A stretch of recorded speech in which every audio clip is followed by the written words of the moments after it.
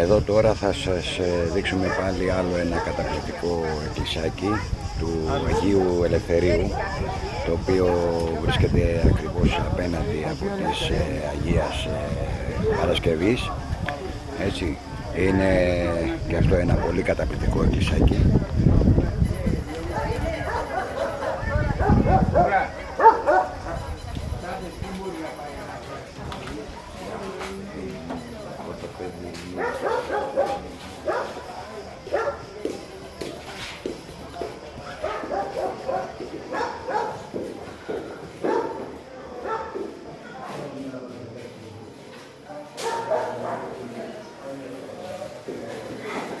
Το εσωτερικό είναι κλειστό τώρα του ναού, έτσι. Είναι η αίθουσα εδώ που είναι οι προσκυνητές.